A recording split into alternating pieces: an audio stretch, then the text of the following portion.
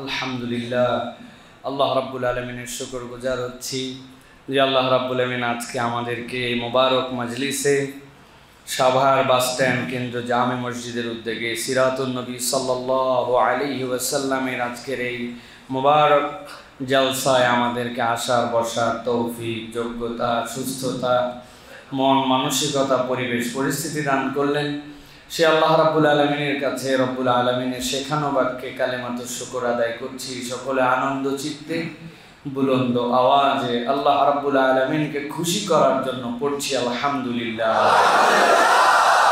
দরুদ এবং সালাম বর্ষিত হোক আপনার আমার প্রিয় রাসূল জনাবে মুহাম্মদুর রাসূলুল্লাহ সাল্লাল্লাহু আলাইহি ওয়াসাল্লামের প্রতি। সম্মানিত হাজিরিন, আজকে এই মোবারক মাহফিলে এসে ব্যক্তিগতভাবে আমি খুবই আনন্দিত, কেননা আপনাদের এই মসজিদের সুযোগ্য সম্মানিত খতিব শেখ ইয়াহিয়া তাকি, তিনি হচ্ছেন আমাদের অত্যন্ত প্রিয় মানুষ।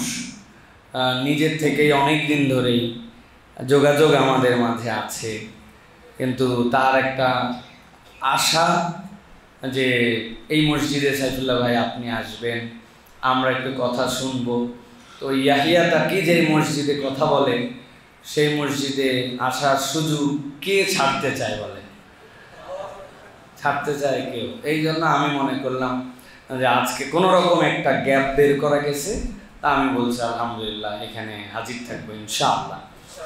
তো আজকে আপনাদের এই প্রাণবন্ত উপস্থিতি, আপনাদের এই সুন্দর সুন্দর মুখগুলি দেখতে পেরে আলহামদুলিল্লাহ বড়ই আপ্লুত আজকে আমি যে আল্লাহ রাব্বুল আলামিনের নবী করিম সাল্লাল্লাহু আলাইহি সাল্লামের এই মহামানবের জীবন থেকে কিছু কথা শোনার এই যে আগ্রহ, এই যে ভালোবাসা, এই যে আমাদের মধ্যে উদ্গ্রীবতা, এটা হচ্ছে একটা ইবাদত। ইনশাআল্লাহ এই ইবাদতের রিওয়ার্ড আল্লাহ আমাদেরকে দান করবেন। আমি শত শত মাহফিলে একটা কথা বলি, আপনাদের এখানেও সেটি বলি, জান্নাতে যাওয়ার পরে বান্দাদের আর কোনো আফসোস থাকবে না। আফসোস থাকবে না। আল্লাহ কোরআনে বলছেন তাশতাহি মা আনফুসুকুম, তোমাদের মন যা চাবে তাই পাবে। কিন্তু আশ্চর্যজনক বিষয়, হাদিস পড়তে পড়তে আমরা দেখেছি জান্নাতে যাওয়ার পরেও জান্নাতীদের কতগুলো আফসোস থাকবে। এক জান্নাতি বলবে, দুইজনই জান্নাতে, কিন্তু তোমার মর্যাদা এত উপরে, তোমার গ্রেড এত হাই, দুইজনই একটা অ্যাপার্টমেন্টে 1500 স্কোয়ার ফিটের বাসা নিয়েই থাকে, কিন্তু একজনের টাইলস ইটালিয়ান, আরেকজনের চাইনিজ, আরেকজনের বাংলাদেশ, একই মা। একজনের কিচেনের ফিটিং পুরাটাই বাহির থেকে নিয়ে আসা, আরেকজনের কিচেনের ফিটিং পুরাপুরি প্লাস্টারা আছে না? তো এখন যেটা বাহির থেকে নিয়ে আসেন প্লাস্টারা, দুটাই রান্নাঘর, কিন্তু দুটা কি এক মানের? মার্বেল আর টাইলস কি এক মানের? জান্নাত কিন্তু বিরাট ফ্যাসিলিটিস। ও বলবে আল্লাহ তোমারে আল্লাহ এত মর্যাদা দিল কেমনে রে ভাই? ওই বান্দা তখন বলবে, নবীজি বলছেন একমাত্র কারণে পার্থক্য হয়েছে। সে তখন বলবে দুনিয়াতে কিছু মাজালিসুল জিকির ছিল, কোরআনের হালাকা ছিল, নবীর সিরাতের আলোচনা ছিল, তাফসীর ছিল, যেইগুলাতে আমার ব্যস্ততাকে উপেক্ষা করে আমি আল্লাহর জন্য ওই হালাকায় কেবল বসছিলাম। ওই ইবাদতের কারণে আল্লাহ আমাকে জান্নাতের মর্যাদা বাড়ায় দিয়েছে। সুতরাং অনেক সময় আমাদেরকে উস্কায় শয়তান, অনেক শুনছি, কত জানা কথায় আবার না, ইউটিউবে দেখে নিবনি কি বলে, উস্কায় আমাদেরকে না ভাই? কেন উস্কায়? জান্নাতের গ্রেড যেন ওর শত্রু উপরে না পায়, এছাড়া অন্য কোনো কারণ নাই। বহু লোক ফাউ সময় নষ্ট করে, কিন্তু মসজিদে আসলে ওনার ভিতরে একটা অস্থিরতা। মসজিদ ভাল লাগে না, মসজিদের ভিতর থাকতে কেমন জানে উসখুস করে, মোবাইল ঠেলা যায় না, ডানে বামে ঠেলা কত জমা হয়ে গেছে। পোস্ট দিয়ে আসছিলাম নামাজে ঢোকার আগে, কয়টা লাইক পড়লো এখনো দেখা হলো। হয় না এরকম ভাই? ওদের আইডি আবার খুঁজে দেখবেন, এইরকম মাহফিলের একটা পোস্টারের আইডিতে খুঁজে পাবেন না। হ্যানত্যান শেয়ার করে, কিন্তু এটা আবার করলে মানুষজন যদি মনে করে মোল্লা মোল্লা গন্ধ বের হয়, এই জন্য মাহফিলের পোস্টার শেয়ার করবে না। এখানে যে 3টা ছবি নেওয়া যেতে পারে, এইটা মানুষের কাছে জানাতে পারে আজকে কি আলোচনা হলো, আমার কাছে এই পয়েন্টটা ভালো লাগছে, এইটা লিখে প্রচার, তাহলে তো মানুষ বুঝে ফেলবে, আরে এই তো দেখি যে হুজুর হয়ে গেল, তাই না? হুজুরদের গায়ে তো অনেক গন্ধ না? হ্যাঁ গন্ধ, এটা সুগন্ধ, এটা জান্নাতের গন্ধ, এটা বেহেশতের গন্ধ, নবীওয়ালা গন্ধ। নবীওয়ালা গন্ধ তাদেরই পছন্দ হয় না যাদের সাথে ইবলিসের সম্পর্ক, ঠিক না? প্রিয় ভাইয়েরা, আমরা এই জন্য আজকে যে মজমায় বসেছি, খুব সহজ মজমা নয়, এটা আল্লাহ রাব্বুল আলামিন সকলের নসিবেও দেন না। এই জন্য আমরা খুব অ্যাটেনশন নিয়ে আজকে কিছু কথাবার্তা শুনবো। আমি আপনাদের কাছে একটা পড়ালেখা রেডি করে আনছি, এটা মনে করেন না ওয়াজ, একদম একাডেমিক একটা পড়ালেখা। এই পড়ালেখার বুঝ নিয়ে আমরা বাড়ি চলে যাব ইনশাআল্লাহ। রাজি আছেন ইনশাআল্লাহ? ওয়াজ অনেক শুনছি আমরা, তাফসির অনেক শুনছি, আলহামদুলিল্লাহ শুনতেই থাকবো, কিন্তু আজকে একটু পড়ালেখা করে আমরা বাড়িতে যাব। আজকে আমাদের পড়ালেখার সাবজেক্টের নাম হচ্ছে রাসূলুল্লাহ সাল্লাল্লাহু আলাইহি ওয়াসাল্লামকে ভালোবাসা কেন জরুরি। সাবজেক্টের নাম কি? রাসূল সাল্লাল্লাহু আলাইহি ওয়াসাল্লামকে ভালোবাসা কেন জরুরি, এটাই আমাদের সাবজেক্ট। নবীজিকে ভালোবাসতে হবে, নবীজির কোনো বিকল্প নাই, তার মতো মানুষ হয় না, খাতামুন নবিয়্যিন, এই সকল কোনো কথাবার্তা চলবে না। আজকে কথাবার্তা চলবে নবী করিম সাল্লাল্লাহু আলাইহি ওয়াসাল্লামকে কেন ভালোবাসতে হবে, আল্লাহ এবং তার রসুল যেই সূত্রে বর্ণনা করেছেন ওই সূত্র অনুযায়ী জেনে তারপরে বাড়ি যাব ইনশাআল্লাহ। রাজি আছেন ইনশাআল্লাহ? আল্লাহ আমাদেরকে কবুল করুক। 1 ঘন্টা কথা বলবো, হ্যাঁ 1 ঘন্টা কথা বলবো ইনশাআল্লাহ। থামেন থামেন, আমার 1 ঘন্টা আলহামদুলিল্লাহ, অন্যদের 2.25 ঘন্টা 2 ঘন্টা, এর মধ্যে কোনো ফাঁক যোগ নাই, এর মধ্যে একদম র্যান্ডম। আলহামদুলিল্লাহ আপনাদের ইয়াহিয়ার কথা ওইরকম, এর মধ্যে কোনো আমাদের জিকির করায়া খানিকক্ষণের মধ্যে গজল গাওয়ায়া পার করার কোনো সিস্টেম নাই, কারণ এটা জানি না। আমি জানলে না বলতাম, কিছু শেখার চেষ্টা করতেছি, প্রচুর চাপ পড়ে যাচ্ছে, এই জন্য একটু হালকা হালকা ফাঁকি দেওয়া শিখতে হবে, ঠিক না ভাই? যাই হোক প্রিয় ভাইয়েরা, তাহলে আমরা রাসূল সাল্লাল্লাহু আলাইহি ওয়াসাল্লামের ভালোবাসা কেন জরুরি এই বিষয়ের উপর একটা বুঝ নিয়ে ইনশাআল্লাহ আল্লাহর দয়ায় আমরা রাসূল প্রেমের এক নতুন সাগরে ডুব দিয়ে আমরা আজকের এই মসজিদ থেকে বের হব ইনশাআল্লাহ। আমি আপনাদের কাছে সূরা নিসার 113 নম্বর আয়াতে কারিমা তেলাওয়াত করেছি। এই আয়াতে কারিমার বুঝ এবং অনুবাদ দিয়ে আমরা আলোচনার মধ্যে ঢুকে যাব ইনশাআল্লাহ। প্রিয় ভাই, আল্লাহ রাব্বুল আলামিন নবীজি সাল্লাল্লাহু আলাইহি সাল্লামের ব্যাপারে ক্রিস্টাল ক্লিয়ার কনসেপ্ট দিচ্ছেন কিয়ামত পর্যন্ত মানুষের জন্য। আল্লাহর নবী জানাচ্ছেন, ও দুনিয়ার মানুষ ভালো করে শুনে নাও, আমার নবীকে আমি নিজে জানাচ্ছি। আল্লাহ বলছেন, ওয়ালাউলা ফাদলুল্লাহি আলাইকা ওয়া রাহমাতুহু, হে নবী আপনার প্রতি যদি আল্লাহ রাব্বুল আলামিনের স্পেশাল ফদল, স্পেশাল সফল করে দেওয়ার আল্লাহর পক্ষ থেকে পরিকল্পনা এবং তার রহমত যদি না থাকতো, লাহাম্মাত তাইফাতুম মিনহুম আইয়ুদিল্লু, একদল তো আপনাকে গাফেল বানায় দেওয়ার জন্য গভীরভাবে ষড়যন্ত্রে লিপ্ত হয়েই গেছিল। তার মানে বোঝা যায় আল্লাহ রাব্বুল আলামিন তার হাবিবকে সফল করবেন, আল্লাহ রাব্বুল আলামিন তাকে নিজে সংরক্ষণ করবেন, আল্লাহ রাব্বুল আলামিন তার হাবিবকে দুনিয়াবাসীর জন্য ভালোবাসার পাত্র যে বানাবেন, এইটা নবীজি নিজে নিজে হন নাই। আল্লাহ রাব্বুল আলামিন নিজে গাইড করে করে আল্লাহ রাব্বুল আলামিন যাবতীয় চক্রান্ত থেকে নবীজিকে হেফাজত করেছেন। এই আয়াতে কারিমার তাফসীরের আলোকে মুফাসসিররা ব্যাখ্যা করেছেন, কিয়ামত পর্যন্ত নবীর বিরোধিতা চলবে, নবীর আদর্শ নিয়ে নানান কথা চলবে, কিন্তু কখনো নবীর বিরুদ্ধবাদীরা আল্লাহ রাব্বুল আলামিনের দুনিয়ায় বিজয়ী হবে না। নবীজি সাল্লাল্লাহু আলাইহি ওয়াসাল্লামের ব্যাপারে আল্লাহ রাব্বুল আলামিন বলছেন, ওয়ামা ইউদিল্লুনা ইল্লা আনফুসাহুম ওয়ামা ইয়াদুররুনাক। আমি আল্লাহ গ্যারান্টার হলাম, তারা কখনো আপনাকে পথভ্রষ্ট তো করতে পারবেই না, বরং নবীর আদর্শ নিয়ে নবীর বিপক্ষে যারা আসবে, আল্লাহ বলছেন ইল্লা আনফুসাহুম, তারা নিজেরাই নিজেদেরকে বিভ্রান্ত করে ফেলবে। ওয়ামা ইয়াদুররুনাক, আপনার কোনো ক্ষতি তারা করতে পারবে না। মিন শাই, আল্লাহ বলছেন চুল পরিমাণও তারা ক্ষতি করতে পারবে না, বরং নবীর বিরুদ্ধে যারা আসবে তারা নিজেরাই নিজেদের ক্ষতির মধ্যে ফেলে দিবে। আল্লাহ রাব্বুল আলামিন এরপরে বলছেন, ওয়া আনজালাল্লাহু আলাইকাল কিতাবা ওয়াল হিকমাতা ওয়া আল্লামাকা মা লাম তাকুন তা'লাম ওয়া কানা ফাদলুল্লাহি আলাইকা আযীমা।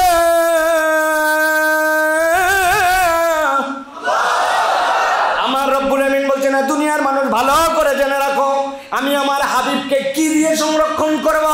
আমি আমার হাবিবের যারা ক্ষতি করতে আসবে, যারা তাকে মিসগাইড করার কথা মনে করেছিল, নবী তো থাকবেন না, নবী তো দুনিয়া থেকে চলে যাবেন, কিন্তু নবীর আদর্শ কি দিয়ে বুলন্দ থাকবে, যারা তাকে অনুসরণ করবে তারা কোন কিতাব দিয়ে গাইড হবে। আল্লাহ বলছেন, ওয়া আনজালাল্লাহু আলাইকাল কিতাব, রব আপনার প্রতি কিতাব নাজিল করেছেন, ওয়াল হিকমা, প্রজ্ঞা দিয়েছেন এর মধ্যে, ওয়া আল্লামাকা মা লাম তাকুন তা'লাম, আর এমন কিছু আপনাকে শিখিয়েছেন হে হাবিব যে বিষয়ে আপনি সম্মুখ জ্ঞাত ছিলেন না।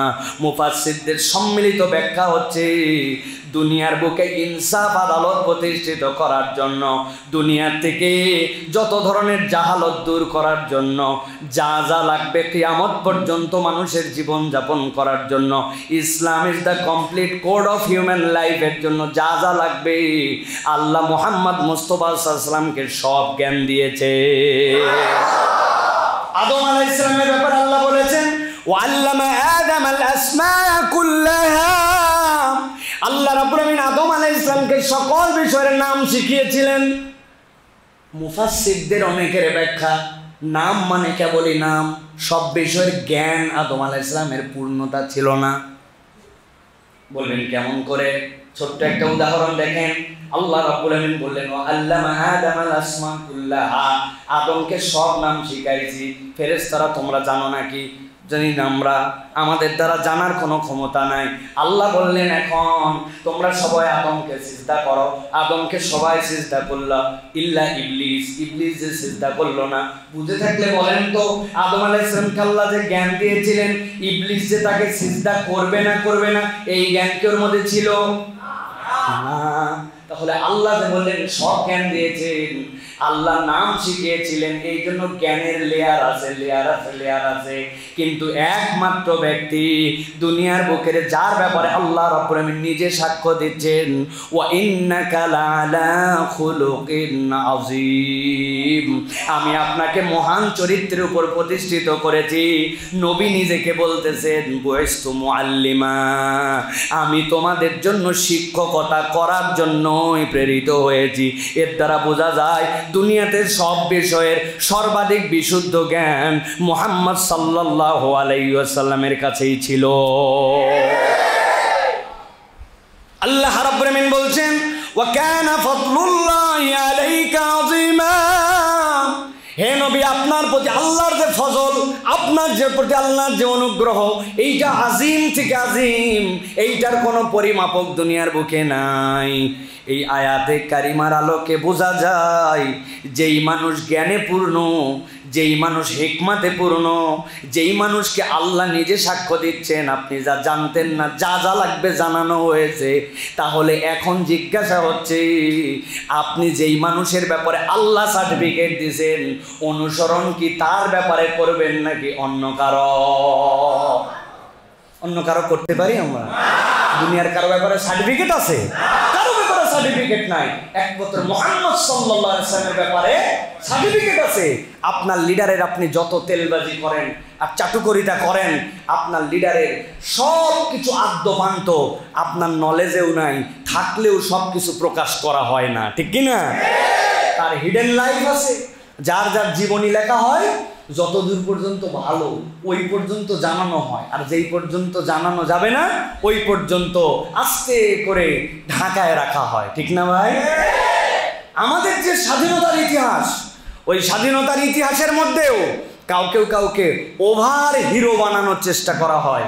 আমাদের যারা বিশ্লেষক তাদের বক্তব্য হচ্ছে স্বাধীনতার যে পিরিয়ডটা আমাদের 9 মাস, ওই সময় এমন কতগুলো লিডার পরিস্থিতির কারণে এই দেশেই ছিলেন না, এই যুদ্ধের প্র্যাকটিক্যালের সাথে তাদের কোনো সম্পৃক্ততাই ছিল না। এখন বয়ান যদি আপনি যুদ্ধের দেন, যেই লোক ছিলই না 9 মাস তাকে কিভাবে সম্পৃক্ত করবেন? এই জন্য এই গ্যাপ পূরণ করার জন্য এত পরিমাণ তেল মারা হয়েছে যে 24 ঘন্টার মধ্যে নাম নিশানা মানুষ আবার মুছে ফেলাইছে। কথা কিন্তু বুঝেন, কোনো হিংসাত্মক কথা এখানে নাই, বুঝের কথা। এটা যে আপনি কাকে আপনার আদর্শের মানদণ্ড ঠিক করছেন, এটা আপনাকে নৈতিকভাবে মন থেকে পরিষ্কার হতে হবে। শুধুমাত্র ঠিক আর জোরে জোরে হো হো বললে হবে না, এই বুঝ আপনাকে পরিষ্কার করতে হবে। ঠিক কি না প্রিয় ভাইয়েরা? এই আয়াতে কারিমার আলোকে আমাদের যারা সালাফরা বলছেন মানুষের জীবনে সফলতার সূত্র 5টা। কয়টা?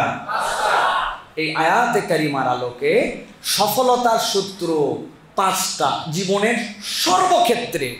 1 নম্বর আল্লাহর দয়া, 2 নম্বর কিতাবের জ্ঞান, 3 নম্বর প্রজ্ঞা, 4 নম্বর ওহী নির্দেশিত শিক্ষা, 5 নম্বর আল্লাহর বিশেষ ফজল। আপনি আপনার জীবনের যে ক্ষেত্রে সফল হতে চান, আল্লাহর দয়া লাগবে, কিতাবের জ্ঞান লাগবে, প্রজ্ঞা লাগবে, 4 নম্বর ওহীর নির্দেশিত নির্দেশিকা লাগবে। আপনি আপনার মতো করে নির্দেশিকা বানাতে পারবেন না, আপনি কোনো ইজম প্রতিষ্ঠিত করতে পারবেন না। আপনি বলবেন আমি আরবের ইসলাম পছন্দ করি না, আপনি বলবেন আমি তুরস্কের ইসলাম পছন্দ করি না, আপনি বলবেন আমি ইরানের ইসলাম পছন্দ করি না। কি পছন্দ করে? আমি ইন্দো ইসলাম পছন্দ করি। ইন্দো ইসলাম একটা নাস্তিকবাদের প্রমাণ, কেননা এর সাথে সুফিজম, এর সাথে নানান কিছু সংমিশ্রণ, এর সাথে লালনবাদ মিশায়া তারা আমাদেরকে এমন এক ইসলাম দিতে চায়। গাঁজা খান, নো প্রবলেম। নামাজ পড়েন না, নো প্রবলেম। বদমাইশি করেন, নো প্রবলেম। আপনি আল্লাহর খলিফা, দুনিয়ার বুকে আপনার যেটা চিন্তা চেতনা উপকার, ওই অনুযায়ী যা আইন হবে ওটাই আল্লাহর আইন। এই সকল ভণ্ড কথা এখন আমাদেরকে গিলাতে চায়। খুব সাবধান এখান থেকে প্রিয় ভাই। তাহলে এই যে এই বিষয়টি আমরা দেখলাম যে মানুষের জীবনের সফলতার এটা একটা সূত্র। আল্লাহ রাব্বুল আলামিন সূরা আহজাব 33 নম্বর সূরার 45-46 নম্বর আয়াতে কারিমার মধ্যে নবী করিম সাল্লাল্লাহু আলাইহি ওয়াসাল্লামের ভালোবাসা কেন জরুরি এটার আরেকটা কারণ ব্যাখ্যা করছেন। আল্লাহ রাব্বুল আলামিন বলছেন, ইয়া আইয়ুহান নাবিয়্যু ইন্না আরসালনাকা শাহিদান ওয়া মুবাশশিরান ওয়া নাযীরা ওয়া দা'iয়ান ইলাল্লাহি বিইذনিহি ওয়া সিরাজাম মুনীরা। আল্লাহ ঘোষণা দিচ্ছেন, হে আমার হাবিব, ইন্না আরসালনাকা শাহিদান ওয়া মুবাশশিরা, আপনাকে আমি সাক্ষ্য স্বরূপ প্রেরণ করেছি, আপনাকে আমি খুশখবরি দাতা হিসেবে প্রেরণ করেছি, সাথে সাথে আপনাকে আমি ভীতি প্রদর্শনকারী হিসাবেও প্রেরণ করেছি। গভীর মনোযোগে কোরআনের আয়াত বিশ্লেষণ করলে দেখা যায় আল্লাহ যত পয়গম্বর দুনিয়াতে প্রেরণ করেছেন, পয়গম্বররা নিজেদের পরিচয় যখন দিয়েছেন ওই পরিচয়গুলো আল্লাহ কোরআনে উল্লেখ করেছেন। নূহ আলাইহিস সালাম বলেছেন, আমি তোমাদের কাছে কেন এসেছি জানো? আমি তোমাদের কাছে এসেছি তোমাদেরকে ভীতি প্রদর্শন করার জন্য। আল্লাহ রাব্বুল আমিন একমাত্র মুহাম্মদ সাল্লাল্লাহু আলাইহি ওয়াসাল্লামের ব্যাপারে বলেছেন আগে মুবাশশির, নবী আমার ভয় দেখাবেন, নবী আমার সতর্ক করবেন, কিন্তু আমার নবী হচ্ছেন সবার আগে খুশখবরি দাতা, সুসংবাদদাতা। আল্লাহ রাব্বুল আমিন এই জন্য নবী করিম সাল্লাল্লাহু আলাইহি ওয়াসাল্লামকে নিজে বলছেন আপনি হচ্ছেন শাহেদ। সবার শেষে যেই মানুষ আসলো, সকল পয়গম্বর আগে চলে গেল, কিন্তু আল্লাহ তাকে শাহেদ বানালেন। এর দ্বারা বোঝা যায় এই উম্মতের এমন কতকগুলা আমল থাকবে, এমন কতকগুলা ক্রাইটেরিয়া থাকবে, এমন কতকগুলা গুণাগুণ থাকবে যেই গুণাগুণে 1000 বছর হায়াতপ্রাপ্ত উম্মতের থেকে এরা 50-60 বছর হায়াতপ্রাপ্ত উম্মত হিসাবেও ওই উম্মতের উপরে আল্লাহ অগ্রাধিকার দিয়া এই উম্মতগুলাকে আল্লাহ রাব্বুল আমিন সাক্ষী বানায় দিবে। রব্বুল আমিন বলছেন ওয়াদাইয়ান ইলাল্লাহি বিইযনিহি ওয়া সিরাজাম মুনীরা। ও নবী, আপনাকে আমি সিরাজাম মুনীর বানাইছি, আপনাকে আমি প্রদীপ্ত আলো বানিয়েছি, এমন আলোর বিকিরণ যেই আলোটার থেকে কখনো মানুষ ফায়দাহীন হয় না। এটা এমন আলো যেই আলো বান্দার অন্তরের মধ্যে রব্বুল আলামিন ঢুকায় দেন, যেই আলোর দ্বারা রাতের অন্ধকার অমানিসার রাতও যদি হয় সেই রাত্রেও এই আলোর দ্বারা মানুষ উপকার পায়। সেইটা হচ্ছে রব্বুল আলামিন অন্তরের মধ্যে এমন তাদের প্রদীপ্ত আলো ঢুকায় দিবেন, কোরআনের আলো, সুন্নাহর আলো, নবী করিম সাল্লাল্লাহু আলাইহি ওয়াসাল্লামের ভালোবাসার আলো। যেই আলোর বিকিরণে ওই বান্দাটা আলোকিত একজন মানুষ হয়ে দুনিয়ার থেকে কবরে যেতে দেরি, কিন্তু জান্নাতের দরজা তার জন্য খুলে যেতে দেরি হবে না। মুফাসসিরিনে কেরাম বলছেন, এই যে আল্লাহ রাব্বুল আমিন যে বললেন দাইয়ান ইলাল্লাহি বিইজনিহি ওয়া সিরাজাম মুনীরা, দায়ীর গুণাগুণের ক্ষেত্রে ইয়াহইয়া তাকি কতগুলো কথা বলেছেন।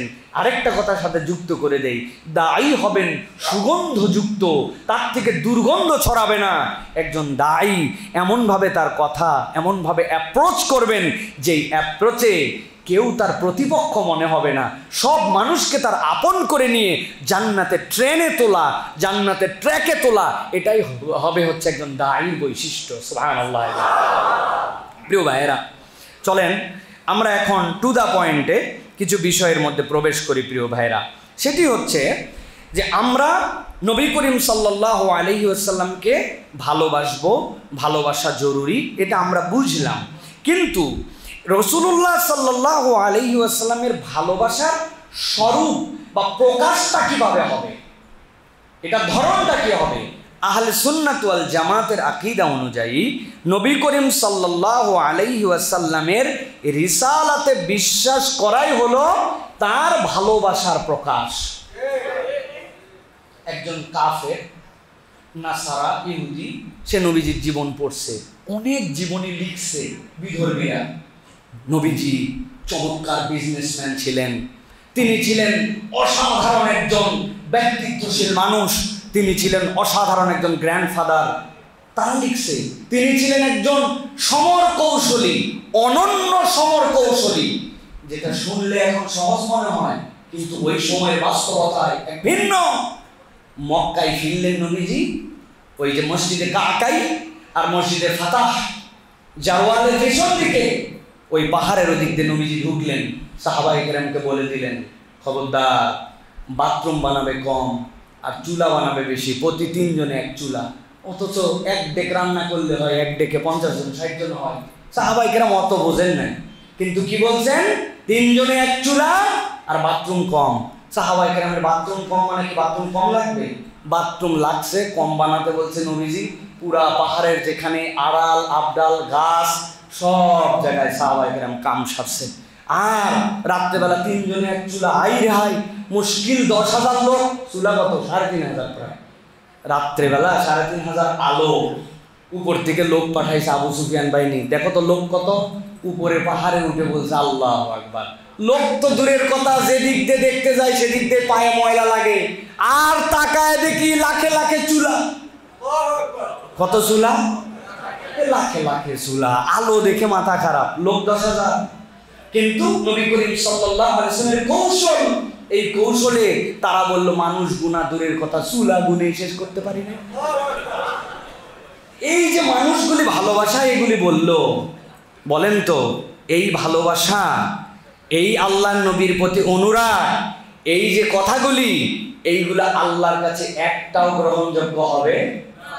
কেন হবে না? কেননা ভালোবাসার সবচেয়ে বড় প্রমাণ ছিল আশহাদু আল্লা ইলাহা ইল্লাল্লাহ ওয়া আন্না মুহাম্মাদান আবদুহু ওয়া রাসূলুহু। ওরা সব স্বীকার করছে, he was a great messenger, he was a great man, he was the perfect man of the world, everything right, কিন্তু রিসালাতের প্রতি ঈমান আনে নাই। রিসালাতে ঈমান নাই, ওর ভালোবাসার দাবি আদায় হয় না। এই জন্য ইহুদি নাসারা অনেকেই আল্লাহ বলে, আল্লাহকে মানে ভালোবাসা জানায়, আল্লাহর মতো আল্লাহ বলে, কিন্তু মুহাম্মদ সাল্লাল্লাহু আলাইহি সাল্লামকে মেনে নেয় নাই। সুতরাং রিসালাতের প্রতি ঈমান এটাই হচ্ছে ভালোবাসার সবচেয়ে বড় প্রমাণ। মুখস্থ করে ফেলেন এটা প্রিয় ভাইরা। এখন কথা হচ্ছে, বলল আপনার নবীকে মুহাম্মদ সাল্লাল্লাহু আলাইহি ওয়াসাল্লাম নবীর রিসালাতে বিশ্বাস করেন? বলেন কি আপনি নবীর রিসালাতে বিশ্বাস করি না? মানে এই ফাপড়বাজি কথা দিয়ে রিসালাতে ঈমান আনা হয় না। আপনি যদি রিসালাতের প্রতি বিশ্বাস রাখেন, চারটা কথা আপনাকে স্বীকার করতে হবে। এই চার কথা স্বীকার না করলে আপনার রিসালাতে ঈমান আনা হয় নাই। কয় কথা? কয় কথা? হাতগুলা রেডি করেন। রিসালাতে ঈমান আনার জন্য কয় কথা মানতে হয়? সব হাত তোলা লাগবে, হাত নামান। আবার একসাথে, রিসালাতে ঈমানের জন্য কয় কথায় বিশ্বাস করতে হয়? সবগুলো হাত উঠান লাগবে। আরেকবার হাত নামান। রিসালাতে ঈমানের জন্য কয় কথায় বিশ্বাস করতে হয়? এটা মুখস্থ করে যেতে হবে, ভালো করে খেয়াল করেন। 1 নম্বর, বিশ্বাস করতে হবে সাল্লাল্লাহু আলাইহি ওয়াসাল্লামের নবুয়ত সার্বজনীন। সার্বজনীন মানে কি? 1300 বছর আগে মক্কা মদিনার পরিবেশ অনুযায়ী চলতো, কিন্তু নব্য বৈষম্যহীন আন্দোলন করে ফ্যাসিস্টকে পতন করার পরে এই দেশের জন্য অতটা চলে না। এটা তো সার্বজনীন না? ভালো করে বুঝে নেন, নবী করিম সাল্লাল্লাহু আলাইহি ওয়াসাল্লামের নবুয়ত সার্বজনীন। ওই প্রথম দিন থেকে নবুয়তের কিয়ামত পর্যন্ত আল্লাহর নবীর নবুয়ত সকল কালের জন্য পারফেক্ট। আপনার বুঝে ধরলেও ঠিক, না ধরলেও ঠিক, এটার নাম নবুয়ত সার্বজনীন মানা, ঠিক কি না? এটা 1 নম্বর। 2 নম্বর, তার মাধ্যমে নবুয়তের সমাপ্তি হয়েছে। মুহাম্মদ সাল্লাল্লাহু আলাইহি ওয়াসাল্লামের পরে আর কোন নবী আসবে এটা আপনাকে বিশ্বাস করতে হবে।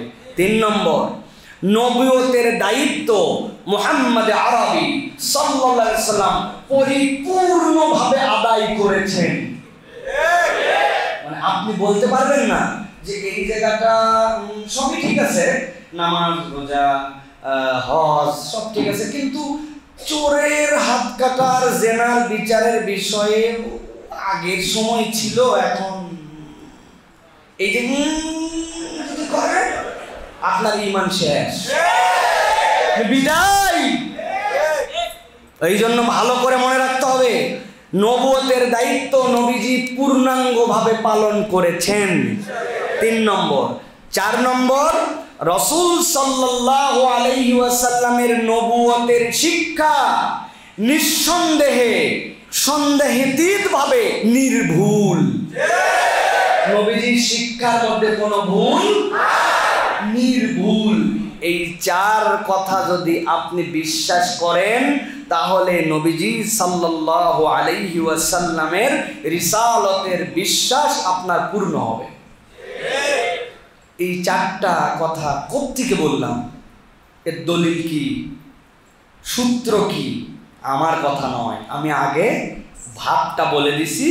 এখন এই 4 কথার উপরে আমরা কোরআন থেকে কয়েকটা আয়াতে কারিমার দলিল দিয়ে বুঝ নিয়ে আমরা বাড়িতে যাব। প্রত্যেকটা কথার সাথে একটা করে উদাহরণ থাকবে, যাতে করে আমাদের বিবেকটা পরিষ্কার হয়ে যায়। ভালো করে বোঝেন।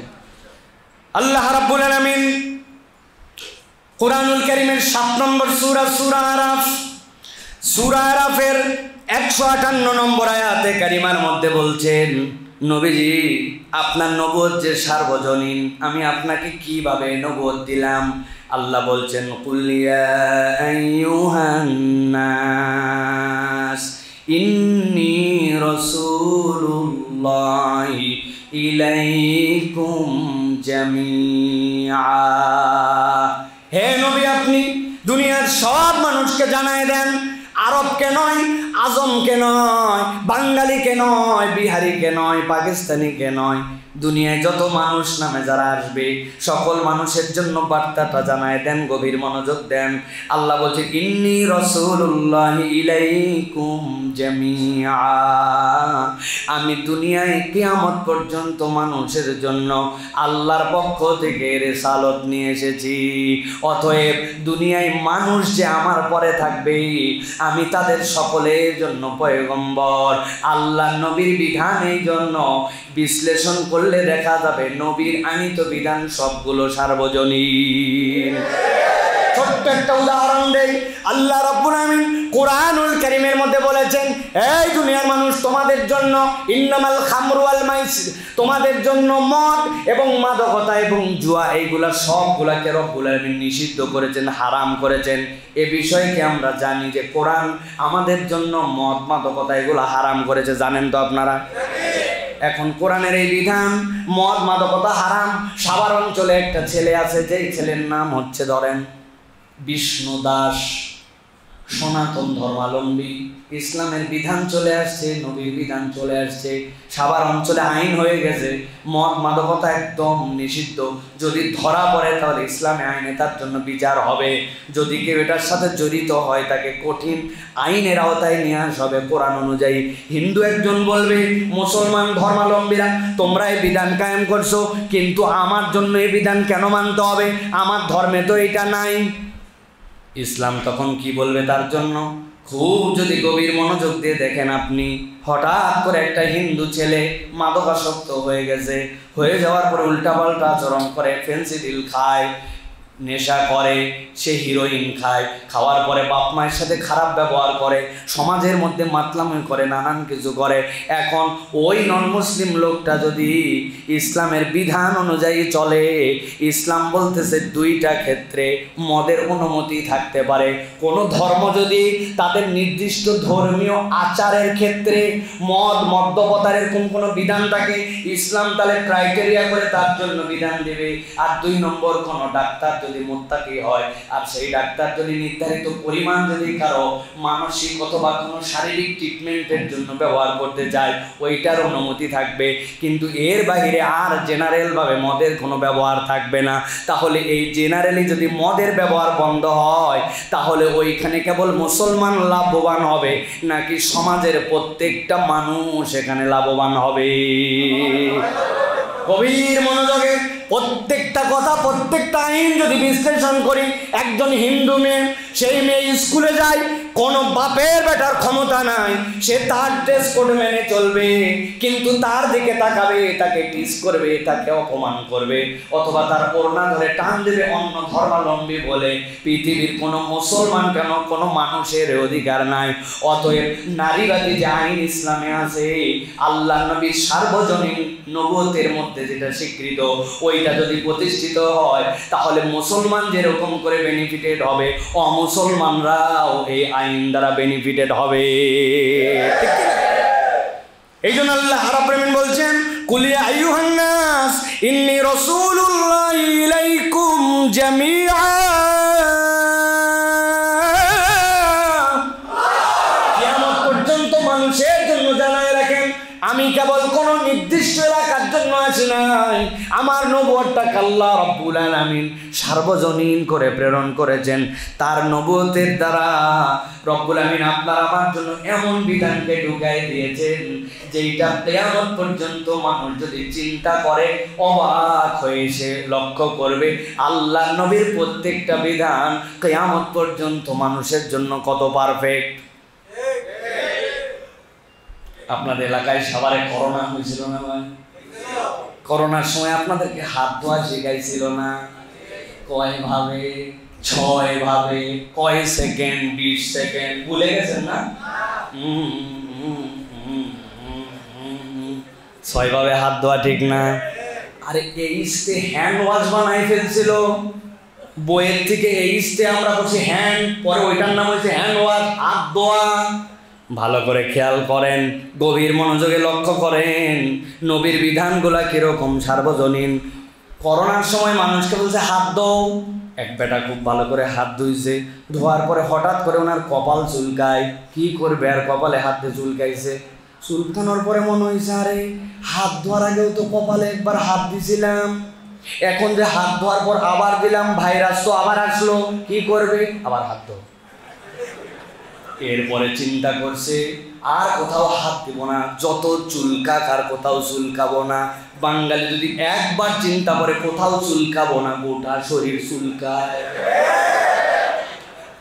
অনেকক্ষণ পরে হাতের এই জায়গায় হাত দিয়েছে, দেওয়ার পরে মনে হয়েছে আরে এটাও তো হাত ধোয়ার আগে একবারে এখানে হাত দিয়েছিলাম, মুসিবত তো, কি করব, আবার হাত ধো। ধুতেই থাকো, তোমার সাবান স্লো নাকি রে, বিজ্ঞাপন করছিলেন না? ভালো করে খেয়াল করেন, আপনার হাত ধোয়া 1450 বছর পরে নবীর 6 তরিকায় 20 সেকেন্ড শিখায়, আর আমার নবীকে শিখিয়ে দিয়েছেন 1400 বছর আগে আমার আল্লাহ। কোথায় করোনা, কোথায় কি? নবী আপনার উম্মতকে সবচেয়ে পারফেক্ট হাত ধোয়াটা শিখান। আগে কবজি পর্যন্ত ধুবে, সবাই দুনিয়ায় কেবল হাত ধোয়ালো, ওর মুখ কেউ ধোয়ালো না, ওর কেউ হাত নয়, কেবল এই কোনই পর্যন্ত তার হাতটা ধোয়া লাগবে। দুনিয়ায় সব ধুইলেন, সবাই থুতু ফেললো, আপনি পায়ে লাগালেন, ওই পানি ঘরে ঢুকে গেলেন, বিছনায় উঠে গেলেন, আপনি হাতে আছেন, আপনার পুরা গা পর্যন্ত ময়লা হয়ে গেছে, ভাইরাস লেগে গেছে। আল্লাহ নবী বললেন কেবল পা ধোয়া নয়, গোড়ালি সহ সুন্দর করে পা ধোও। হাদিস কঠোর করে বলে দিলেন ওয়াইলুল লিল আকাবি মিনান নার, তুমি যদি ভালো করে গোড়ালি ভালো করে না ধোও, এটা তোমার জাহান্নামে যাওয়ার কারণ হবে। দুনিয়ায় হাত ধোয়া শেখালো একরকম, আর আমার নবী যেইটা শেখালেন কিয়ামত পর্যন্ত সেইটা সর্বোত্তম। নবীজি সাল্লাল্লাহু আলাইহি সাল্লামের নবুয়ত এই জন্য সার্বজনীন। আল্লাহ রাব্বুল আমিন বলছেন 2 নম্বরে তার নবুয়ত যেইটা আল্লাহ রাব্বুল আমিন দিলেন, এইটা মানুষের জন্য সতর্ককারী, কিয়ামত পর্যন্ত মানুষের জন্য সতর্ককারী। আল্লাহ বলছেন ওয়ামা আরসালনাকা ইল্লা কাফাতাল লিন্নাসি বাশীরান ওয়া নাযীরা। আমি আমার নবীর উম্মতের জন্য রিসালাতকে এমন ভাবে দিয়েছি, এইটা বান্দার খোঁজ খবরই এবং সতর্ক করার জন্য কিয়ামত পর্যন্ত আমার নবীরটাই পারফেক্ট। বাশীরান ওয়া নাযীরা, নবীজি সতর্ক করে যেটা বলে গেছেন এটা ঠিক, আপনাকে মেনে নিতেই হবে। ওর মধ্যেই আমার কল্যাণ, ওর মধ্যেই আমার মুক্তি, ওর মধ্যেই আল্লাহ রাব্বুল আলামিনের ফজল এবং বরকত। এটার মধ্যে কোনো পণ্ডিতি করার অধিকার কিয়ামত পর্যন্ত কারো না। কিন্তু আমরা নিজেরাই তো অনেক পণ্ডিতি করি না ভাই? নিজেরাই আমরা পণ্ডিতি করি, কত জায়গায় যে কথা বলি ভাই। আমরা ধানায় বানাই মুসলমান, আমরা বলি ইসলামের সব বিধান মানি, কিন্তু আচরণে গেলে দেখা যায়, প্র্যাকটিক্যালি দেখা যায় আমরা আসলে ইসলামের সব বিধান মানি না। বলবে নামাজের ইসলাম ভাল লাগে, রোজার ইসলাম ভাল লাগে, হজের ইসলাম ভাল লাগে, কিন্তু আল্লাহর আইনের ইসলাম, শরিয়ার ইসলাম, খেলাফতের ইসলাম বললে একদল লোকের ভিতরে ওঁস খস করে। সব মানতে রাজি, কিন্তু বলবে যে বাংলাদেশে অবিচার ব্যভিচার হয়। আরে ভাই, কতদিন তো কত কিছু দেখলাম যে আমরা প্রদর্শনী প্লট বানাই, গ্রামের দিকে কোনো ক্ষেত যদি নতুন কোনো বীজ আসে, সবাইকে বীজ দেয় না, ওর মধ্যে একটা প্রদর্শনী প্লট বানায় যে এইটা দেখেন যে অন্তত এখানের আবাদ কেমন হচ্ছে, মান কেমন হচ্ছে, এই দেখে আপনারা এরপরে এই ফসলটা লাগায়েন। প্রদর্শনী প্লট দেখেন না আপনারা? আমরা বলি এত কিছুর প্রদর্শনী প্লট করলেন, একটা জেলা অন্তত টার্গেট করেন, অথবা একটা থানা টার্গেট করেন যে এই থানা অথবা এই জেলায় ইসলামী শরিয়া অনুযায়ী আমরা 1 বছর বিচার ফয়সালা করে দেখি। আল্লাহর কসম, আপনি যদি এইটা করতে পারেন পুরা পৃথিবীতে মডেল হয়ে যাবে। কোরআন যদি সত্য হয়, 1 থেকে 3 বছরের মধ্যে ওই এলাকার 90% অনাচার, অবিচার, দুর্নীতি সব বন্ধ হয়ে যাবে ইনশাআল্লাহ।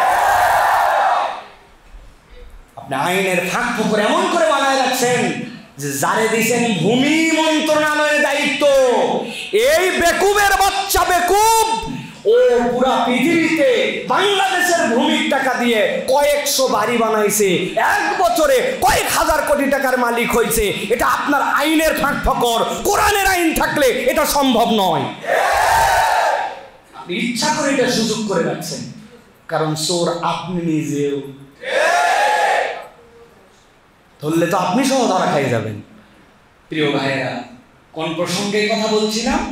যে আপনার রাসূলুল্লাহ সাল্লাল্লাহু আলাইহি সাল্লামের যে বিধান দেওয়া হয়েছে, বলি আমরা মুহাম্মদ সাল্লাল্লাহু আলাইহি ওয়াসাল্লাম নবী, কিতাব আমার কিতাব, কিন্তু তলে তলে আপনাকে আমাকে বললেই তখন আল্লাহর ওই বিধানে আমরা মানতে পছন্দ করি না।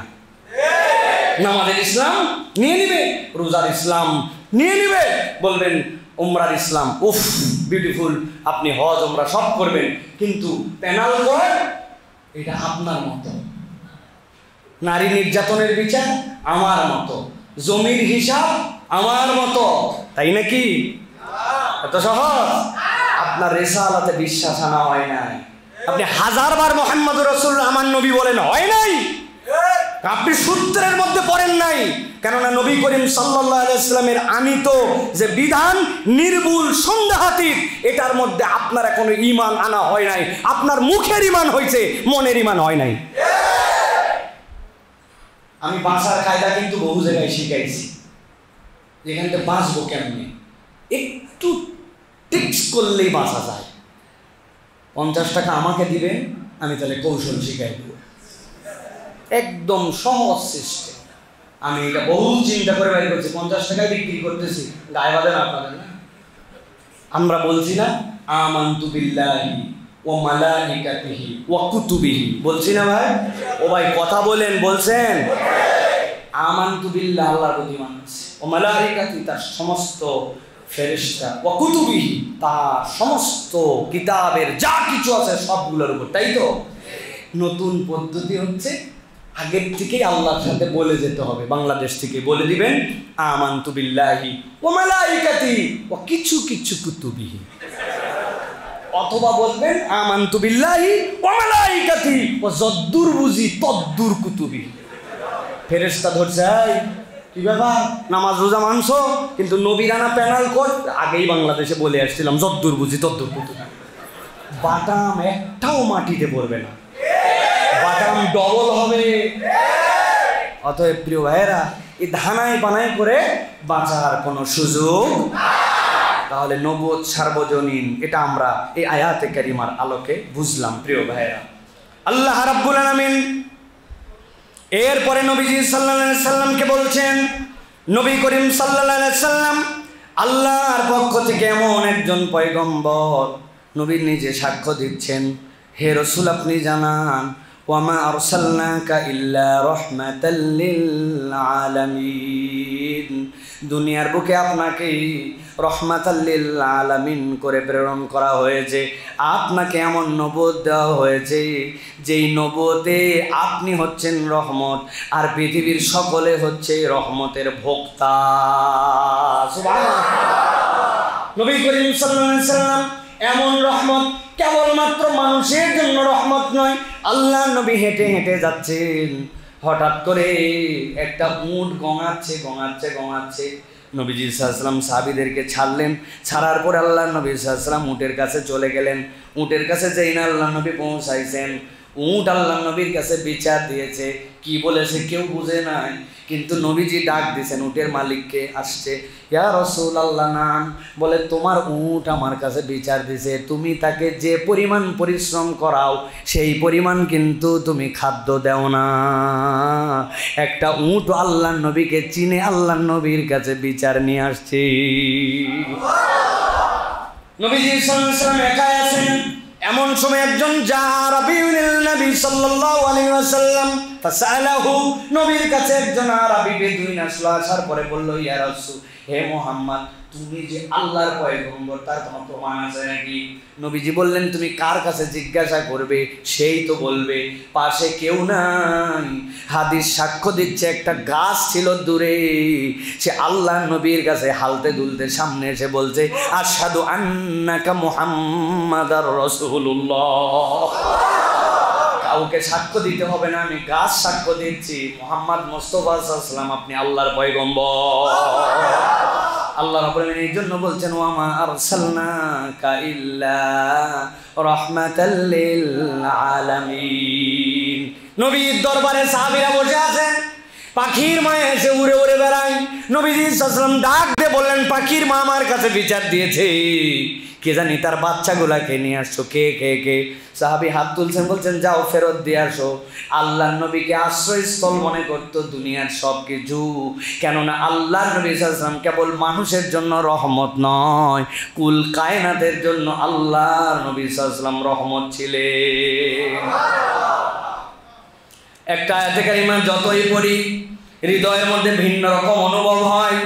আপনাদের কাছে শেয়ার করি ভালো করে। এই আয়াতে কারিমার ব্যাখ্যাটা বাড়িতে যেও পড়তে পারেন। সূরা তওবা 28 নম্বর আয়াত। আল্লাহ রাব্বুল আলামিন সাদামাটা কথায় নবীর একটা পরিচয় দিয়েছেন, লাকাদ জাআকুম রাসূলুম মিন আনফুসিকুম আজিজুন আলাইহি মা আনিতুম হারিসুন আলাইকুম বিল মুমিনিনা রাউফুর রহিম। আল্লাহ রাব্বুল আলামিন কি বলছেন? নবীর ব্যাপারে বলছেন, ও দুনিয়ার মানুষ, এমন পয়গম্বর তোমারে দিলাম, একটু তোমার নবীকে তুমি চিনো। আল্লাহ রাব্বুল আলামিন বলছেন, মা লাকাদ জাআকুম রাসূলুম মিন আনফুসিকুম, যেই মানুষটা তোমাদের কাছে আসছে আসমান থেকে নেমে আসে নাই, তোমাদের অপরিচিত মানুষ নয়, এই মক্কার আলো বাতাসেই তোমাদের সামনে বড় হয়েছে। আজকে যাকে তোমরা কষ্ট দাও, আজকে যাকে তোমরা অত্যাচার করো, আজকে তোমরা যারা পাগল বলে তাকে বলতেছো, আমি আল্লাহ তোমাদের কাছে সাক্ষ্য দিচ্ছি ওই মানুষটা কি তোমরা জানো। আল্লাহ বলছেন আজিজুন আলাইহি মা আনিতুম, তোমরা তোমাদের কোনো কষ্ট যদি পাও, তোমরা নিজে যা যা কষ্ট যতটুকু পাও, তোমার কষ্টে মুহাম্মদ সাল্লাল্লাহু আলাইহি ওয়াসাল্লাম তার থেকে বেশি কষ্ট পায়। কষ্ট পাইছি আমি, ব্যথা আমার, দুঃখ আমার, কিন্তু আল্লাহ বলছেন নবীজি তোমার ব্যথার থেকে বেশি ব্যথা পায়। এরপর আল্লাহ রাব্বুল আলামিন বলছেন হারিসুন আলাইকুম বিল মুমিনিনা রাউফুর রহিম। এই দুনিয়ার মানুষ আরবি ব্যাকরণ যারা বোঝেন, হারিসুন আলাইকুম আল্লাহ রাব্বুল আলামিন ভাষাটাকে উল্টা করে দিয়েছেন। এই জায়গায় আল্লাহ বলছেন তোমার ব্যথা অন্তর ভরা, তোমার কষ্ট যেরকম ওই কষ্টর থেকে বেশি কষ্ট যেরকম নবী ভাই আমি আল্লাহ জানাইলাম। দুনিয়ার মানুষ শুনে রাখো, হারিসুন আলাইকুম বিল মুমিনিন, তুমি না তোমার কল্যাণ চাও, তুমি না চাও আমি ভালো মানুষ হই, তুমি না চাও আমি ভালো ব্যবসায়ী হই, তুমি না চাও আমি ভালো ছাত্র হই, তুমি না চাও আমি দুনিয়ায় সফল হই। আল্লাহ বলছেন আমি সাক্ষ্য দিলাম আমার হাবিবের ব্যাপারে, তুমি তোমার যতটুকু কল্যাণ চাও, আমার নবী তোমার থেকে বেশি, তোমার আপন তার থেকে বেশি তোমার কল্যাণ চায়। রব্বুল আলামিন এই জন্য নবী করিম সাল্লাল্লাহু আলাইহি ওয়াসাল্লামের ব্যাপারে বলছেন আমার পয়গম্বর, তার নবুয়তটা বুঝে শুধু ঈমান আনো, যদি বুঝে শুধু ঈমান আনো তাহলে তোমার জন্য কি ফায়দা হবে, কি লাভ হবে। নবীজি সাল্লাল্লাহু আলাইহি ওয়াসাল্লামের ব্যাপারে হাদিসের মধ্যে আসছি, আল্লাহ নবী সাল্লাল্লাহু আলাইহি ওয়াসাল্লাম একদিন রাত্রে নামাজে দাঁড়ায় গেছেন, আল্লাহ নবী সিজদায় যান, একটা আয়াত পড়েন, রুকুতে যান, নবীজি একটা আয়াত পড়েন, আল্লাহ নবী সিজদার থেকে আবার ওঠেন, একটা আয়াত পড়েন। নবীজি সাল্লাল্লাহু আলাইহি ওয়াসাল্লাম সারা রাত এক আয়াত পড়ে পড়ে পার করলেন। হযরত আবু যার গিফারি রাদিয়াল্লাহু তাআলা আনহু সকাল হলো নবীজির কাছে এসে বলতেন ইয়া রাসূলুল্লাহ, পুরো রাত আপনি এক আয়াত করে পার করে দিলেন, কি আজব ব্যাপার। কানলেন আর কানলেন, রুকু সিজদায় এমন সিজদা দিলেন যে সিজদার থেকে মাথা উঠবে কিনা আমরা অবাক হয়েছিলাম। নবীজি কি বললেন, ইন তুআযিবুহুম ফাইন্নাহুম ইবাদুক ওয়া ইন তাগফির লাহুম ফাইন্নাকা আনতাল আজিজুল হাকীম। আল্লাহ নবী বলেন আবু যার, আমি এমনি এমনি আয়াতে কারিমা পড়ি নাই, সারা রাত আমি আল্লাহর কাছে বলেছি, আল্লাহ আপনি যদি শাস্তি দেন তবুও সে আপনার বান্দা, আর আপনি যদি মাফ করে দেন কেউ আপনাকে ধরবে না। নবীজি বলছেন আমি এমনি এমনি আয়াতে কারিমা পড়ি নাই, ইন্নী সাআলতু রাব্বি শাফাআতা লি উম্মতি, আমি সারা রাত আয়াত পড়ে পড়ে আমার উম্মতের জন্য আল্লাহর কাছে শাফাআত চাইছি। আল্লাহ তুমি না বলছো ওই দিন কেউ সুপারিশ করতে পারবে না, যাকে তুমি কেবল অধিকার দিবে, তোমার কাছে আর কিচ্ছু চাই না, আমাকে কেবল সুপারিশ করার অনুমতি দাও, আমার প্রত্যেকটা উম্মতের জন্য সুপারিশ করার অনুমতি দাও। হযরতে নবীজি বলছেন আবু যার, এই এক আয়াত পড়ে পড়ে পড়ে পড়ে আমি আমার আল্লাহ এমন রেজামন্দি করেছি, আমার আল্লাহ বলেছেন ওয়াহিয়া নাইলাতুন, হে আমার হাবিব আপনার উম্মতের জন্য সুপারিশ করার ইজাজত আপনাকে দিয়ে দেওয়া হলো, তবে একটা মাত্র শর্ত, লিমান লা ইউশরিক বিল্লাহ, আল্লাহর সাথে যদি কেউ শিরিক না করে, জান নবী জান, আপনার যে উম্মতের ব্যাপারে চাইবেন তার ব্যাপারে আপনি সুপারিশ করবে। কেন নবীকে ভালোবাসবেন? কে আপনার জন্য ভাবে? কে সবচেয়ে বেশি আপনার আপন? আপনার থেকে বেশি আপনার জন্য চিন্তা করে কে? 1400 বছর আগে চলে যাওয়ার পরেও যেই হাবিবে আরবি সাল্লাল্লাহু আলাইহি ওয়াসাল্লাম ইয়া উম্মতি উম্মতি বলেন, তার রিসালাতের ঈমান যদি অপূর্ণাঙ্গ হয়, মুখের ভালোবাসায় কাজ হবে না, বরং উম্মতের তালিকায় আপনাকে আমাকে ঢুকতে হবে। আল্লাহ নবী সাল্লাল্লাহু আলাইহি ওয়াসাল্লাম বলছেন, আনা আউয়ালুন নাসি খুরুজান ইযা বুইসু ওয়া আনা খাতিবুহুম ইযা ওয়াফাদু। এই দুনিয়ার মানুষ জেনে রাখো, কিয়ামতের দিনে আমি তো প্রথম মানুষ, কবর ছুঁড়ে যাকে প্রথম উত্তোলিত করা হবে, আর আমি তো সেই মানুষ আল্লাহর কাছে যিনি প্রথম হাজিরা দিব, আর আমি মুহাম্মদ সাল্লাল্লাহু আলাইহি ওয়াসাল্লামের আগে আর কেউ আল্লাহর দরবারে কথা বলতে পারবে না। তাহলে যেই হাবিব আপনার জন্য কথা বলবেন, তাকে ভালো না বেশি ইমানদারের কি মুক্তির কোনো রাস্তা আছে? এই ভালোবাসা কি মুখের কথাই, নাকি এই 4টা সূত্র মেনে? নবীজি সাল্লাল্লাহু আলাইহি ওয়াসাল্লাম নবুয়তের দায়িত্ব পরিপূর্ণভাবে পালন করেছেন। এখন কেউ কেউ বলতেছে নবীজি সাল্লাল্লাহু আলাইহি ওয়াসাল্লামের আদর্শের এই জায়গা অমুক জায়গা তমুক জায়গার মধ্যে ফাঁক আছে, আবার নিজে বলতেছে আমি মুসলমান। এই কথা যদি কেউ বলে তাহলে সে হচ্ছে 1 নম্বরে বেঈমান। বলছে পর্দা করতে হবে, কিন্তু জীবন্ত টেন্ট, এইগুলা কথা আমরা শুনেছি। পর্দাশীল মেয়েকে বলে জীবন্ত তাবুত, বলে আরবের টেন্ট অনুযায়ী, কালচার অনুযায়ী ওই সময় পর্দা ছিল, এখনকার পর্দা লাগে না। তাহলে আল্লাহর নবীর শিক্ষা পূর্ণাঙ্গ, এটা কি আপনার মন মতো হলো না? তাহলে কেমনি ঈমান হলো? আপনি আবার বলতেছেন আপনি তাহাজ্জুদ পড়ে ফাড়ায় ফেলতেছেন, আপনি ফজরের নামাজ পড়ে আপনি যাই নামাজই খোঁজেন, কিন্তু আপনি কিছুই বুঝলেন না। আপনি বলতেছেন বোরখা পরাকে জীবন্ত টেন্ট। ভালো করে মনে রাখবেন, আপনি নবীর কোন সুন্নাত ব্যক্তিগত জীবনে পালন নাও করতে পারেন, আল্লাহর কাছে ওয়াজাহাত দিবেন, আল্লাহ আপনাকে মাফ করে দিবে। কিন্তু আল্লাহর নবীর কোন সুন্নাতকে যদি আপনি ক্রিটিসাইজ করেন, আল্লাহর কোন সুন্নাতকে, নবীর সুন্নাতকে যদি অস্বীকার করেন, আপনি মুসলমানের তালিকা থেকে বের হয়ে যাবেন। এত সহজ বানাবেন না দিনকে। আপনার আমার বুঝ অনুযায়ী দিন চলবে না। দিন আল্লাহ রাব্বুল আলামিনের নবী যেভাবে আনছেন ওইভাবে আপনার বুঝ নিতে হবে। সর্বশেষ কথা ভালো করে খোঁজেন, ভালো করে বুঝেন। আল্লাহ রাব্বুল আলামিন বলছেন নবীকে কেন ভালোবাসবে?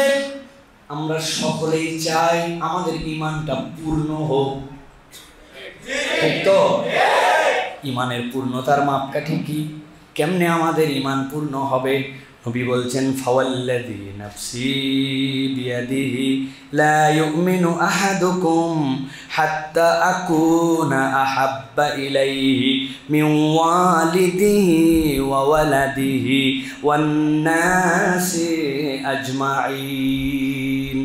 ওমর এদিকে আসো, তুমি দুনিয়ায় সবচেয়ে বেশি কাকে ভালোবাসো? ওমর রাদিয়াল্লাহু তাআলা বললেন আমার জীবনকে সবচেয়ে বেশি ভালোবাসে, তারপরে আপনি। কথা কি মিথ্যা? ওমর রাদিয়াল্লাহু তাআলা বড় বেশি সত্যবাদী মানুষ, আমার জীবনই নাই, আবার আপনাকে ভালোবাসবো কেমনে? নবীজি আমার জীবনকে 1 নম্বর ভালোবাসি, তারপরে আপনি কথা ঠিক।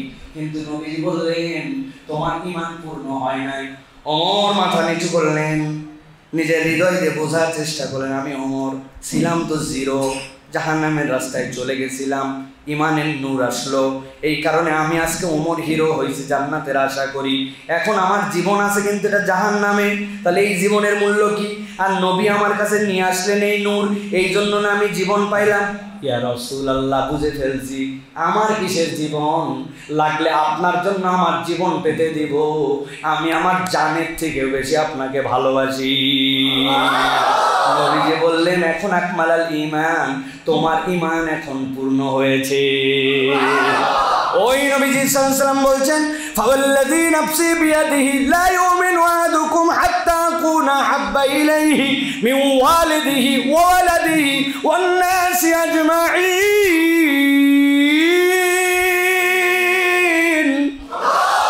দুনিয়ার যত মানুষ, দুনিয়ার তোমার সন্তান, তোমার পিতা যাই থাকুক না কেন, আমি মুহাম্মদ সাল্লাল্লাহু আলাইহি ওয়াসাল্লাম যদি সব কিছুর উপরে তোমার কাছে মর্যাদাশীল মোহাব্বতের আইটেম না হই, তোমার ঈমান পূর্ণ হয় না, ঈমান পূর্ণ হয় না। ভাই দাড়িটা রেখে দেন ভাই। কয় ভাই দাড়ি রাখলে কেমন আনস্মার্ট লাগে, আছে না ভাই? আপনি দাড়ি না রাখতে পারলে আল্লাহ আপনাকে মাফ করে দিতেও পারেন, একটা ফিস্কের গুনাহ হতে পারে। কিন্তু যদি বলেন দাড়ি রাখলে আনস্মার্ট লাগে, তাহলে পৃথিবীর আল্লাহ ঘোষিত সবচেয়ে স্মার্ট মানুষ মুহাম্মদ সাল্লাল্লাহু আলাইহি ওয়াসাল্লামকে আপনি ক্রিটিসাইজ করলেন, আপনার ঈমান পর্দা করতে পারেন না। হতেই পারে একজন মানুষ এটা তার ফিস গুনাহ হবে, কিন্তু আপনি বলতেছেন পর্দা করা ব্যাকডেটেড আইটেম, ওইটা চলে না। তাহলে আল্লাহর নবী তার নবুয়তের শিক্ষা সন্দেহাতীত ভাবে নির্ভুল, আপনার বিশ্বাস আনা হয় নাই। আপনি যতই মুহাম্মদুর রাসূলুল্লাহ বলেন, আপনার নবুয়তের রিসালতের ঈমান হয় নাই, বুঝছেন? মামলা কিন্তু অনেক জটিল, এই জন্য বুঝে নেন। কথাবার্তার ক্ষেত্রে, আচরণের ক্ষেত্রে, ইসলাম পালন করার ক্ষেত্রে মানতে হবে। ভাই ব্যবসায়ী, ভাই যে দুনিয়া মিথ্যা ছাড়া হয় না ভাই। আরে আমাদের কাছে বলে হুজুর আপনার মতো লোক, চেনা লোক বলে কেনা দামে দিলাম। আপনি আমার বোনের কাস্টমার, 11টার সময় গেছে 20 নম্বর কাস্টমার, কিন্তু আর হালাল মাল হালাল জিনিস তাহলে বিক্রির জন্য বলছে বোনের কাস্টমার, চেনা লোক বলে কেনা দামে দিলাম।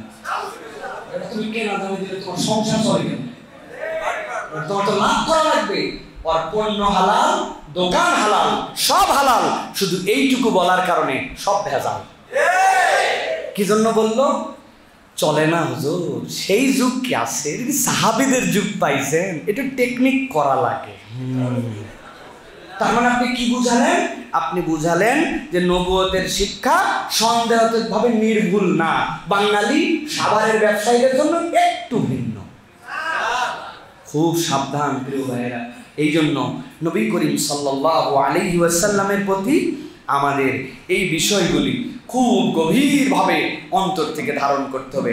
একটা আয়াতে কারিমা বলে শেষ করে দেব প্রিয় ভাইয়েরা, সেটি হচ্ছে এই যে নবীজির প্রতি আমাদের ভালোবাসা, এই লেয়ারগুলোকে আল্লাহ 3 ভাগে ভাগ করেছেন।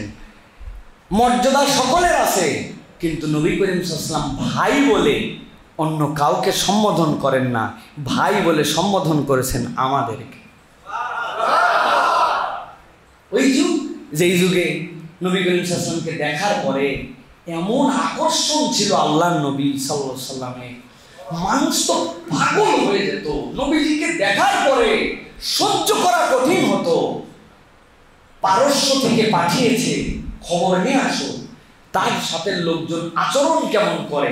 ওরা ইনভেস্টিগেশন করে যে বলছে আজব ব্যাপার, আপনাকে আমরা অনেক সম্মান করি, পারস্যের হিরাক্লিয়াস অন্যান্য যারা ছিল অনেক সম্মান, অনেক মর্যাদা দেই, কিন্তু মুহাম্মদ সাল্লাল্লাহু আলাইহি ওয়াসাল্লামের সাথীরা তার ধুতু মাটিতে পড়তে দেয় না, থুতু পড়ার আগে ওইটা হাত পেতে নিয়ে কে কার আগে মুখে লাগাতে পারে।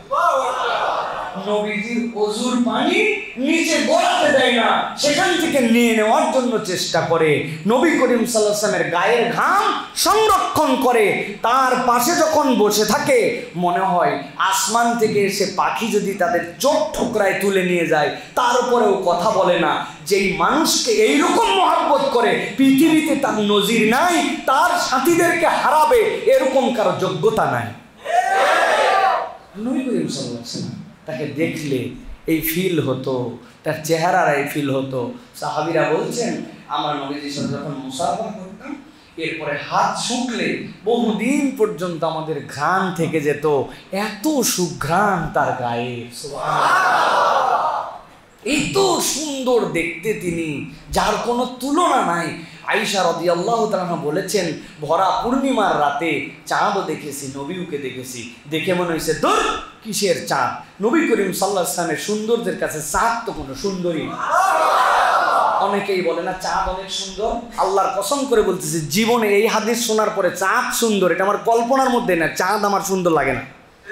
কারণ আমি জানি আমার নবী হচ্ছে অনেক সুন্দর ছিলেন, এটা কম্পেয়ার করার মতোই না। আল্লাহ তিনি যে রাস্তায় গিয়েছেন, যেদিকে গিয়েছেন সেটা অনন্য হয়েছে, কিন্তু আমরা তো আমার নবীকে পাই নাই, আমরা তো আমার নবীকে দেখি নাই।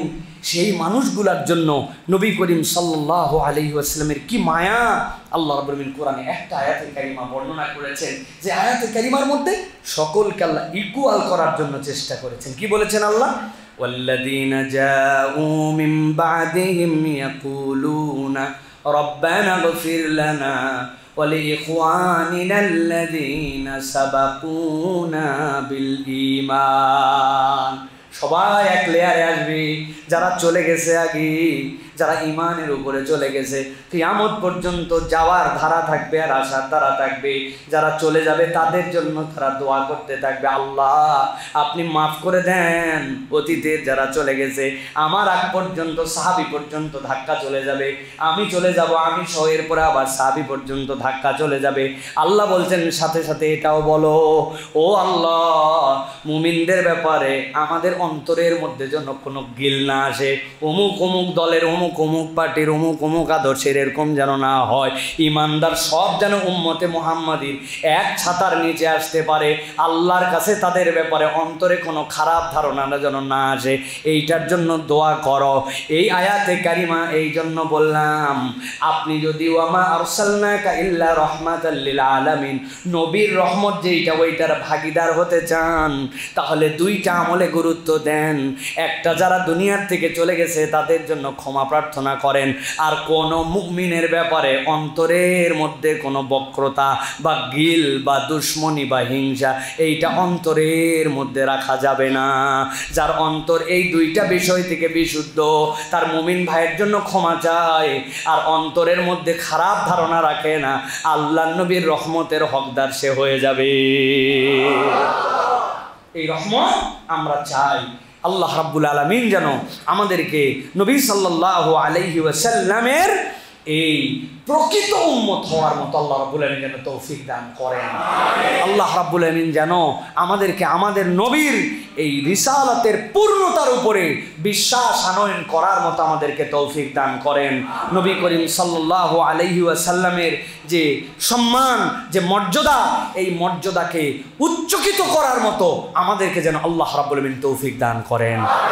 নবীজি বলেছেন এই উম্মতের আধিক্য নিয়ে আল্লাহর কাছে আমি ওই দিন যাওয়ার পরে বড় বেশি ফখর করব। কিন্তু দুঃখ লাগে বাংলাদেশের জনসংখ্যা এখন প্রচুর, মানুষ কম, জনসংখ্যার কোনো শেষ নাই, কিন্তু আমরা মনে হয় মানুষ হতে পারছি না। এই জন্য প্রকৃত উম্মত মানুষ হবে, আদর্শ একজন মানুষ হবে। আল্লাহ যেন আমাদেরকে নবী করিম সাল্লাল্লাহু আলাইহি ওয়াসাল্লামের ভালোবাসাকে হৃদয়ে ধারণ করার তৌফিক দান করেন। আজকের আয়োজনকে আল্লাহ রাব্বুল আলামিন যেন কবুল করেন। আমরা যে চারটা লেয়ারের কথা শুনলাম, যে আয়াতে কারিমা, এইগুলোর বুঝ যেন আমাদের হৃদয়ের মধ্যে আল্লাহ ধারণ করে আমাদের আমলে প্রতিফলিত করার তৌফিক দান করেন। এই মসজিদ, এই মসজিদের কমিটি, এই মসজিদের কর্তৃপক্ষ, এই মসজিদের সুযোগ্য খতিব, ইমাম, মুয়াজ্জিন, খাদিম, যারা এই মসজিদের সাথে সম্পৃক্ত, আল্লাহ প্রত্যেককে বারাকাময় জীবন দান করেন, এইটাকে দাওয়াতের মার্কাজ হিসাবে কবুল করেন। আজকের আলোচনার ভুলভ্রান্তিগুলি আমাদেরকে ক্ষমা করে দিয়ে আল্লাহ রাব্বুল আলামিন এখান থেকে কল্যাণকর জিনিস আমাদের আমলে পরিণত করার তৌফিক দান করেন। হাযা মা ইনদি ওয়াল ইলমু ইনদাল্লাহ, সুবহানাকাল্লাহুম্মা বিহামদিকা, আশহাদু আল্লা ইলাহা ইল্লা আনতা, আস্তাগফিরুকা ওয়া আতুবু ইলাইক। ওয়াসসালামু আলাইকুম ওয়া রাহমাতুল্লাহি ওয়া বারাকাতুহু।